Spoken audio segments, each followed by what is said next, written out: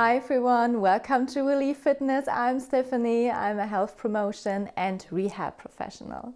In the previous video, I explained what happens to our posture when we sit long periods of time in a static position, shoulder blades squeezed together, maintaining a straight, upright position, and the effects posture correctors in general have on our posture and how that can affect our functional movement pattern. You can find the link for this video in the description box below. Prolonged sitting can cause neuromuscular changes that affect, for example, our ability to move our shoulder joint and shoulder blade the way they are supposed to. And do you remember the idea of function follows form I explained in a previous video? So when we have a sedentary job, the function of certain muscles might be restricted due to the seated position. And that's our today's topic. How can we combat this issue? How does it relate to prehab? And how can we achieve functional posture? And I will provide a roadmap for you that you can easily incorporate into your daily life, a roadmap for developing functional posture. Before we dive deeper into today's topic, don't forget to subscribe to my channel. I want to empower you to make long-lasting health decisions, and I'm honored to be a part of your long-lasting health journey. So let's get into it. Our posture is a product of all our activities, 24 hours, every day and night. But we have to start somewhere, right? Your tissues are telling your brain they want to be in that position you are in the majority of your time. Think about that. We have to tell our muscles, hey, I need you all to stabilize my joints in all positions while I'm doing all my activities. I need you in order to move my joints safely without pinching nerves or pinching tendons. But I also want to have the best possible mobility at the same time. That's a lot. And I also don't want to be in pain during my workout, or even worse, get injured. And that's prehab. For me, prehab does not start with working out in the evening and doing some corrective exercises before you actually work out. For me, prehab is an ongoing story, preparing your body for your activities of daily life, to get your body ready for any sports, any activities you want to do, and prevent injuries. So let's take a look at how staying active during sedentary work can increase the efficiency of your workout and increase your overall movement quality. Movement breaks throughout the day and sitting dynamically means to change your position more often. Will avoid the onset of stiffness of your body, less tight muscles, lead to improved blood flow to your muscles and your fascia. It reduces compression of the spine, your shoulder, of the hip and of your knee joint, and it helps keep your muscles activated.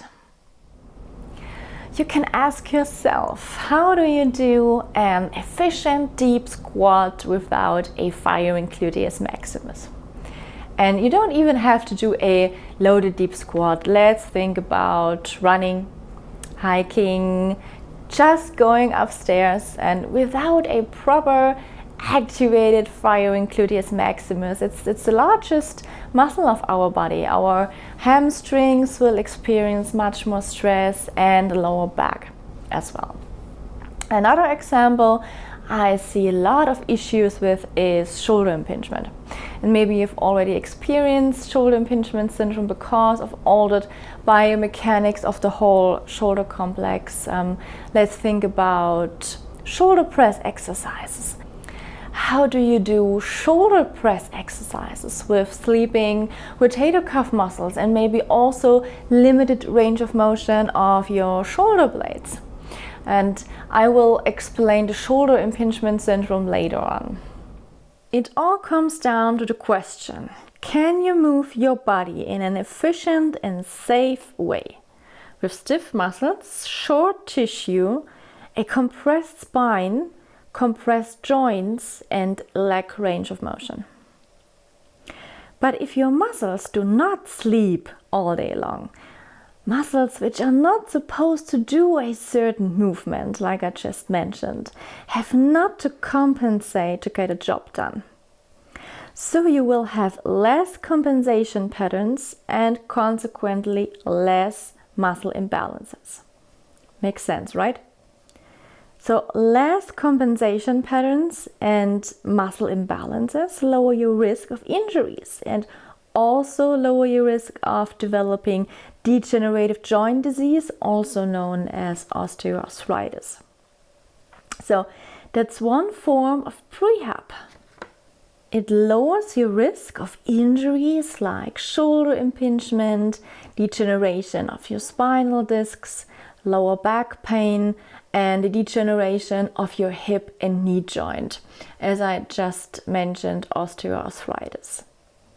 Movements in your joints produce synovial fluid, which nourishes and protects your cartilage in the joint. But there's no evenly distribution of synovial fluid due to the joint compression during sitting, which has a negative effect on the smooth movement of your joint.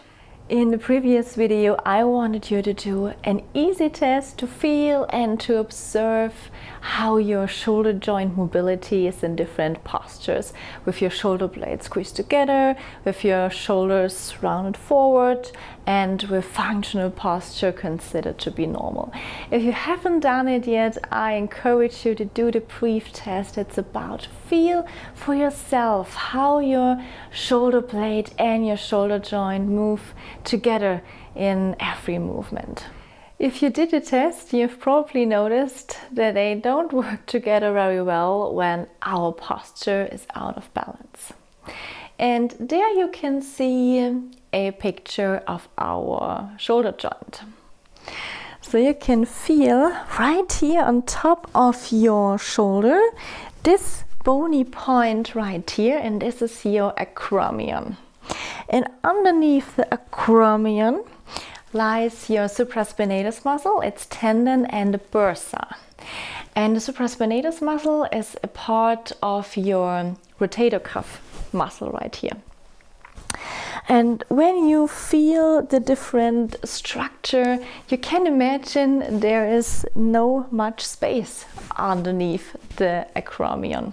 And when you constantly lift weights, throw a ball with altered biomechanics of your shoulder complex, this narrow space underneath the acromion can become even smaller, and the tendon of your supraspinatus muscle can be damaged.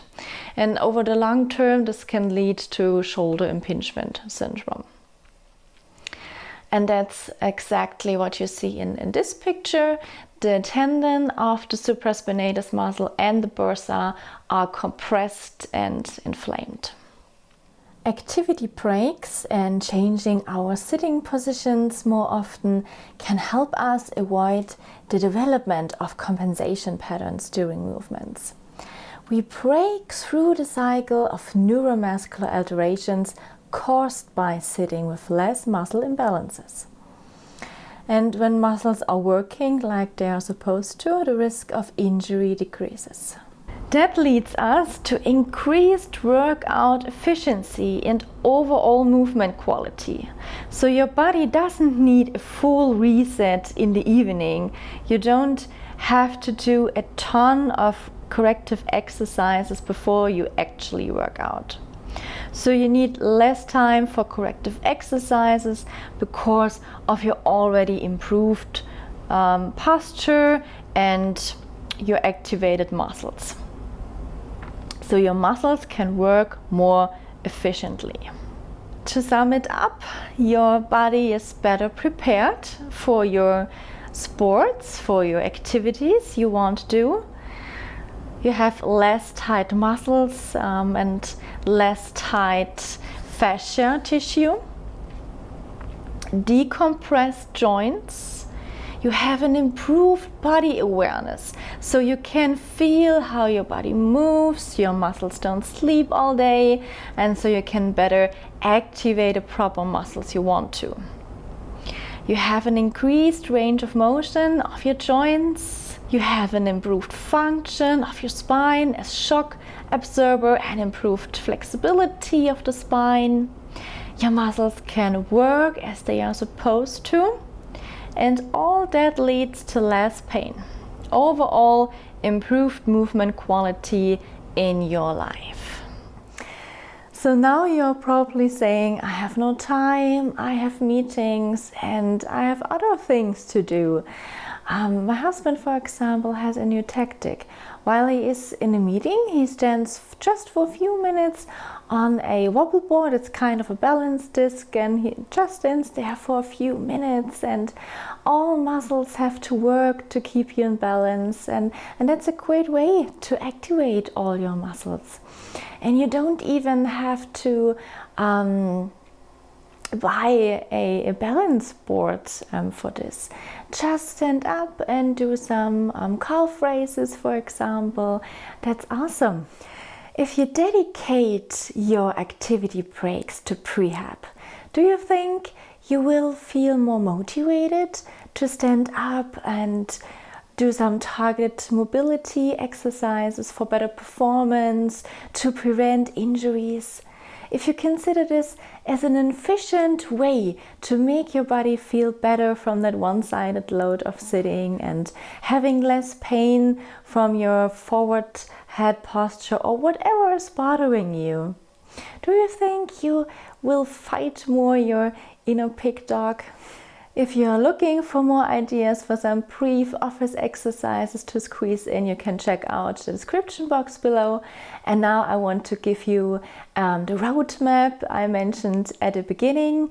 It's a roadmap for developing functional posture, and it's a practical guide you can implement into your daily life right away. This 6-step roadmap starts with analyzing the activities you are doing on a regular basis. Since our posture is a result of everything we do, asking yourself, what do I actually do every day, is a good first step. What posture are you in for most of the time? Are you sitting most of the time? Do you have to do a lot of repetitive motions at work or during sports? Now that you are aware of your daily activities, you are better able to recognize patterns you might not be aware of because you don't think about how to walk, how to lift your grocery bag. You just do it, right? Well-developed body awareness is, in my opinion, the most significant aspect. Unfortunately, many of us have lost a sense of awareness to be able to move consciously and to feel how you move. And when you move more consciously, you are better able to identify weak spots. For example, you are sitting at your desk and at some point you find yourself in a forward head posture. That just happens. It's not a conscious activity. And when you feel that your neck hurts, it's already too late. But when you feel in which position you are currently in, you are better able to change your posture before the onset of pain, before your neck gets tight. And that, of course, needs time. Moving consciously will improve your body awareness. Let's create a plan that works for you based on what you analyze and observe about your movements and your daily activities in general. Where can you change or modify your movement habits? In which setting? When can you change or modify your movement habits? How can you change it? And what exactly will you do to achieve functional posture for your life? In terms of too much sitting, could it be at home office, I will stand up twice an hour for 5 minutes doing chest opening exercises and the next time spine stretches. Or sitting on a big exercise ball for 15 minutes every hour instead the office chair. Put your plan into practice and be patient with yourself. You don't have to change everything at once. For instance, you can first focus on your movement habits in a certain setting you want. You can get really creative. When my dog food order arrives, I have 2 30-pound bags, perfect for some lifts, and my spine has to be nice and stable while I pick them up and put them down. So you will definitely come up with some great ideas which fit into your daily life. Remind your muscles to do their job. Individual training for muscle activation and re-education, joint mobility and joint stability, and gaining strength in those muscles support your posture. Here we are. Integrate your improved posture you attain through body awareness and individual training into your daily life. You can do hundreds of corrective exercises. If you don't integrate your recovered posture, your improved mobility into your daily activities, the changes won't last long. You will feel better for a brief moment, and 2 days later you will start all over again working on your mobility. So that's an important aspect to keep in mind. We all have our good days and bad days. Our posture is like a mirror of our mood, but an overall positive attitude helps us to have a tall posture. With that being said, keep a positive attitude and let me know if you have any questions. If you enjoyed this video, leave a comment, like and subscribe. Stay fit and healthy. Bye bye.